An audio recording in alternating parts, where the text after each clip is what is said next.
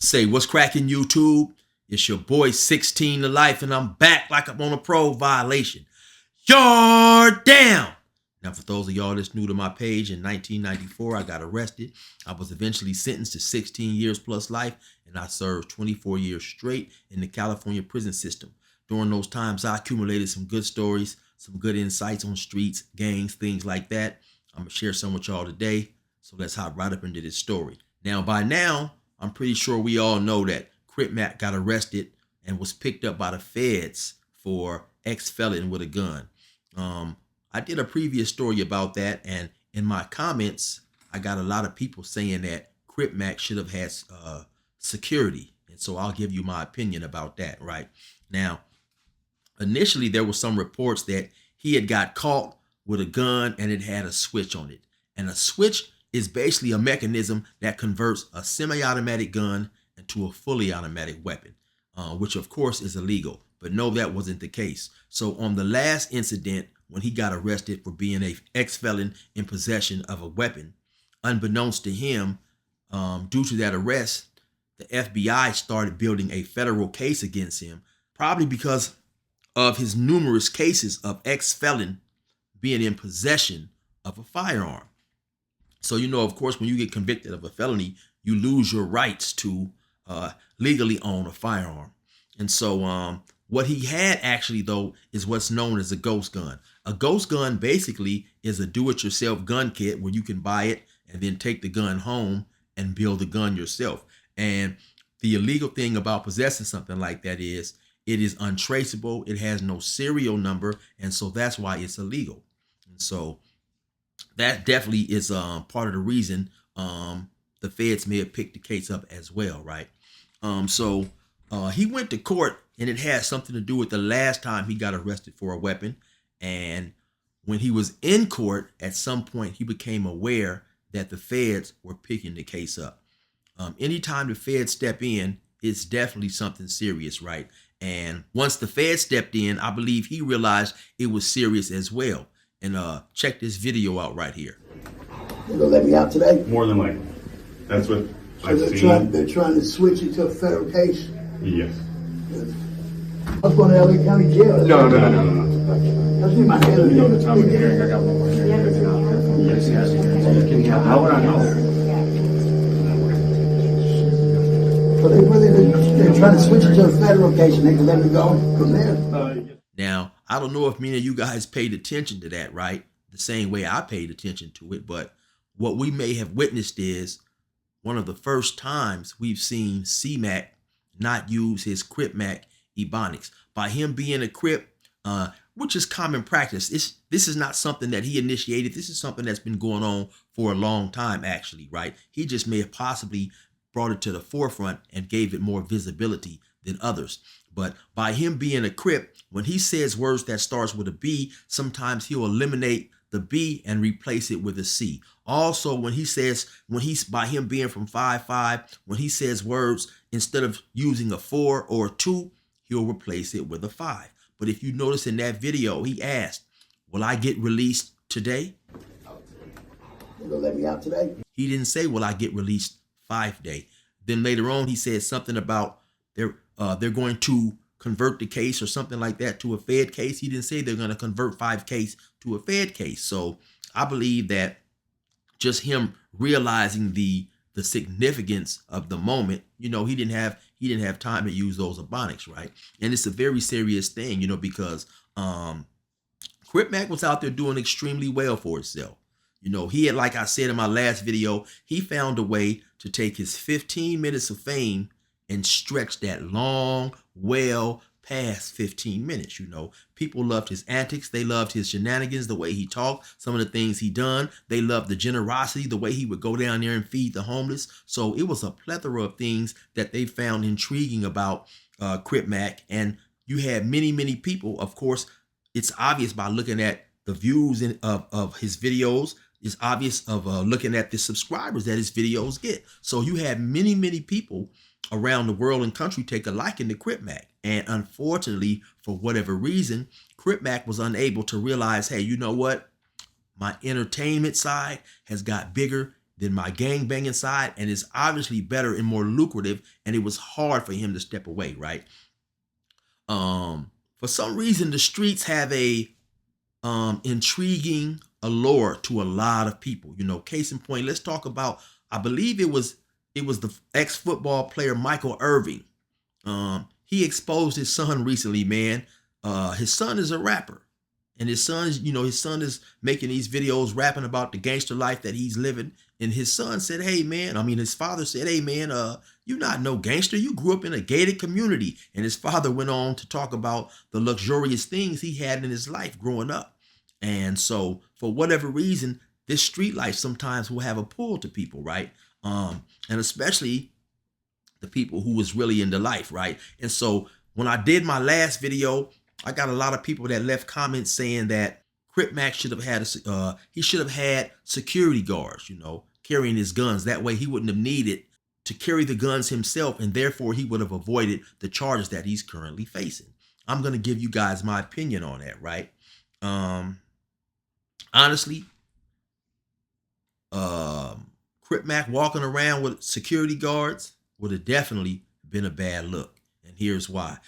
Crip Mac loved to say that he is a play ball Crip, which basically means that he is still a very active gang member. Crip Mac is saying that, hey, this is not a show. This is not an act. You guys see the way that I carry myself. You guys see this tattoo that I got on my head, which I'll speak on that a little later, which is extremely inflammatory in the gang banging culture, right?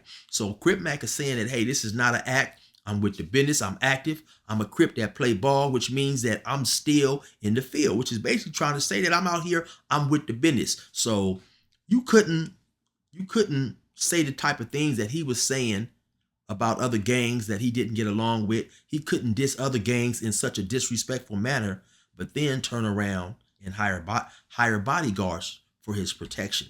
That wouldn't have looked right whatsoever. I definitely believe he would have been ridiculed and ostracized from the gang banging community. While dumb as gang banging may be, and while dumb as it may be or appear to some, that's definitely something that you couldn't do. You can't have one foot in the streets and one foot in the entertainment world. In my opinion, the smart thing for Crip Mac to have done was to realize that YouTube was where his future was. It was bigger and brighter than gang banging, and for him to leave the gang banging alone 100%. Imagine him being out there gang banging, dissing people, saying the things he said. Some other gang members ran up on him, flashed some weapons, and then his security guards shot the guy. It's not something that's gonna look right, man. Like I say, if you can't do the things that you're doing and then stand on business behind them, you shouldn't be doing them. So in my opinion, him hiring security guards would have been asinine. Now it would have been different had he just been a regular YouTube person, had got famous or got famous, like famous, like he says it, and then all of a sudden, due to the money that you had, the car, the lifestyle that you was living, you hired bodyguards. That's cool. That's cool because they're protecting you. They're protecting the things that you have accumulated, and you don't want other people to take from you. But like I said, when you live in this gang banging life and you saying things that are derogatory and that is definitely going to have other gang members trying to get you, just to do that and then hire a bodyguard would be asinine, right? It almost, and I don't even speak on this cat, right? And this is the first time that I've spoke on this dude, and I'm sure this will be the last. Milk 74, for instance, right? Now, in my opinion, Milk 74 is, I'll just make my comment, right? You can't run around and say these type of things and then not be able to deal with what comes with them, right? What comes with saying these type of things, I used to watch Milk 74 maybe a few years ago, right? And he would be commenting on these fight videos and what dudes was doing out in the street, gang members pressing on other gang members. And if a dude didn't respond in a certain type of way that was popular with the gangbanging community, Milk would point that out and call this dude, Marks, Busters, Gilligan's and all this old type of stuff, right? And so when you're putting that type of spotlight on people, when you get caught up in a situation like that yourself, where people are calling you out, you have to respond accordingly. You have to lead by example, right? And he was not doing that, so don't, now Milk 74, he says he's a gang member. He grew up in the gang banging lifestyle. He was raised in South Central. So you obviously know what is going to be the result from saying certain type of things, for inserting yourself in certain type of situations, right? So don't get on YouTube and say these certain things and project this image. And then when it's time for you to go out there and perform, you don't want to perform, And so that to me is just a very bad look. And so that would have essentially been the same thing Crip Mac would have done if he had said all these negative things and then hired bodyguards to protect him and his words. It just wouldn't have been a good look, right? Like I said, I was locked up for 24 years, and I've seen many dudes, and we call them eye busters, with tattoos or stuff, on them. That's basically, people will have derogatory words on their body for the gangs they don't get along with, or they'll have the gang they don't get along with on their body and crossed out, And I've seen lots of fights and things like that behind those type of situations, And so when you put something like that on your body, man, you're going to have to stand on it. And so that's the main reason, in my humble opinion, it would have been asinine for Crip Mac to hire bodyguards. Like I said, when he went to jail that last time and got out, I was hoping that an experience would make him see that, what, man, this gangbanging is not paying like being a YouTube personality is. And so I was hoping that he would have enough common sense to walk away from that and focus entirely on getting his increments off YouTube. Because I believe I showed you guys the video where he goes into the bank and he is trying to cash a $20,000 check. Well, we're here. What you about to do, bro? You're gonna cash this nifty $20,000 check. You so nifty. Yeah. Working hard with You China making Mac. money, bro. Look at this. It's $1,000 shirt.